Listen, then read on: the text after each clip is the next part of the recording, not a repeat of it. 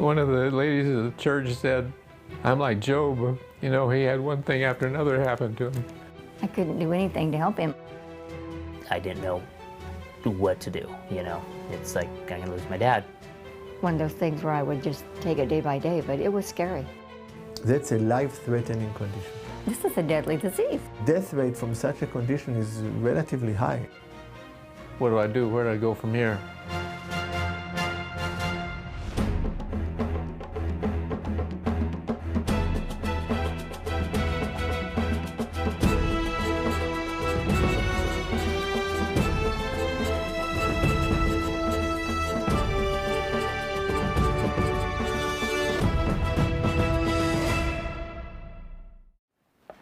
Welcome to The Incurables. I'm Don Wildman.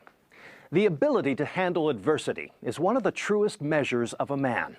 As Nietzsche said, that which does not kill us makes us stronger. If his maxim is correct, Andy Aubin must possess Herculean strength. Andy has always been a stoic man, content to shoulder whatever burdens life presents him without complaint. But when troubles continue to stack up, one on top of the other, even the strongest among us grows weary under the weight. Andy Aubin has been knocked down more than a few times. As you will soon see, it is a testament to this man's amazing fortitude that he continues to get back up. Andy spent his early years in the Northern California coastal town of Eureka.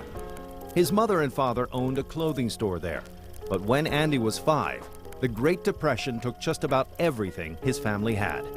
So the Aubins moved to the Sonoma Valley to live with Andy's uncle and start a chicken farm.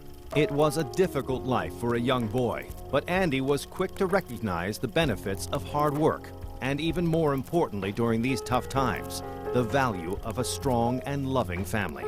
Well, we were the poor people. When the school every year around Christmas time would collect food for the poor, and we were the ones that received it. But I didn't know I was poor. I just had fun with my brothers and sisters. We thought it was great to get a big box of food around Christmas time.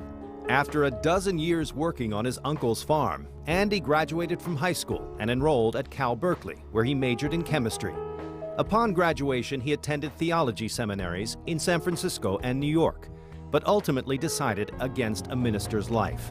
Instead, Andy became a teacher at a school in Santa Cruz, California. It was there that he was introduced to the first love of his life. In short order, Andy and Rowancy were married. They spent some time in nearby Watsonville, but on a whim, Andy moved his family to Sedona, Arizona, where he would build their dream house.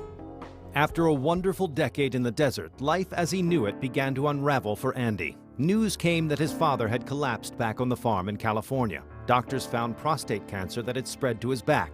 When surgeons went in to remove the tumor, they left his dad paralyzed. Andy got a terrifying glimpse of just how fragile life could be. He would have to be the one the family would lean on. So I decided I had to move back and take care of him. We moved in into this house, real tight living quarters. I felt as if we're obligated to take care of our parents. I felt a personal obligation. Andy was able to keep things together for the most part, but his dad's condition deteriorated and he had a stroke and died. Not long after, Andy's mother died as well. The tragedies for the Aubin family continued when their oldest son was struck and killed by a car while riding his bike. It was almost too much to bear when Andy's wife was diagnosed with advanced pancreatic cancer. The couple tried to fight the disease naturally, but it wasn't enough, and soon she too was gone. I was extremely lonely. I can't describe how lonely I was. Rowancy and I had been married for about 30 years, and she was part of my life. And Jacqueline, I knew her that she was a widow. Her husband had died of cancer. And so I just started dating her. We met 14 years ago, and we've been married 13 years. I just love having her as a mom. Jacqueline's love and encouragement would prove critical when Andy was diagnosed with prostate cancer. Having watched his dad suffer paralysis from surgery, Andy was leery of Western doctors. Then he began to notice a strange stiffness in his legs. He visited a neurologist who told him he also had Parkinson's disease. Andy Aubyn's life had been a series of tragedies. He'd lost his father, his mother, his son, and his first wife. As if things couldn't get any worse, now he had been diagnosed with prostate cancer as well as Parkinson's disease. When Andy and I first got married, he was a very active person. He went to the farmer's market 3 times a week. He gathered all the eggs, he cleaned them, he sorted them, he did the garden, you know, just very active. That's one of the things that really affected him with his Parkinson's, because he couldn't do a lot of that. I did notice that he was trembling a lot more and his hands would shake, and, you know, he'd just get really frustrated. Parkinson's disease is a disorder of mobility, and patients develop some stiffness of their limbs. They develop difficulty with walking. Parkinson's disease can progress to a point where you're immobilized enough that you cannot do what you want. Dr. Kern recommends 2 medicines which I take, Maripex and Salivo. But that's the only 2 that I take. I don't want to take drugs. There's a place for them in sometimes, and I don't want to throw it out totally, because there is a place for it. But I want the alternatives because I think they're more successful in the long run. Andy was referred to Dr. Isaac Elias at the Amituba Medical Clinic and Healing Center. In addition to Western medicine, Dr. Elias specializes in complementary medicinal practices, such as acupuncture, craniosacral therapy, and herbal therapy. I was impressed with him, with his knowledge and his ability, because he can feel by your pulse the way your system is working. I just felt he knew what he was doing. I thought it was great because I believe in stuff like that. I mean, the Chinese have been doing this stuff for 2,000 years, so it's got to work. When Andy came to me initially for the prostate cancer and the Parkinson, we had to deal with both issues in the same time. But it's very tricky, because if someone has cancer, you want to attack the cancer. But we are attacking a cancer in a person who has a significantly debilitating neurological problem. So if you're too aggressive with addressing the prostate, you're going to aggravate Andy's Parkinson. One of the first tests analyzed Andy's blood makeup. The doctor was shocked to find large amounts of toxic metals coursing through Andy's veins. And Dr. Elias said, the best thing for me to do would be get the metal out of my system. And so I went to Dr. Landerman, a dentist.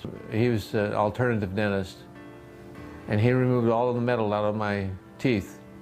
Dr. Elias theorized that toxic metals present in the system have a tendency to attack the body's organs. In addition to the dentistry work, Andy took supplements and submitted to chelation therapy to cleanse his body of the harmful materials. Doctors were then faced with the daunting task of treating Andy's cancer with the added complication of the Parkinson's disease. Patients who have cancer have an increased inflammatory process, an increased amount of free radicals, oxidation going on in their body, and these are both factors that can make Parkinson's worse. So we had to dance and find a balance between the two. While we were trying to find the balance, we had an unexpected surprise. While they were formulating a plan to treat these 2 deadly conditions simultaneously, Andy and Jacqueline's mobile home burned to the ground, and the couple was forced to move in with their son. While there, Andy's colon ruptured. Beyond the extreme pain that caused, Andy's life was in even greater danger. I found out that I was cancerous on the sigmoid colon, this side, and this side had perforated. When you have a leakage from the colon, obviously what's inside the colon is not very clean, and it's now moving with toxic bacteria and toxic materials into a sterile area in the body. And you get a generalized infection. The colon doctor didn't think he was going to live. Death rate from such a condition is relatively high. Why him? He eats fairly well, he doesn't smoke, doesn't drink. Why is this all happening to him?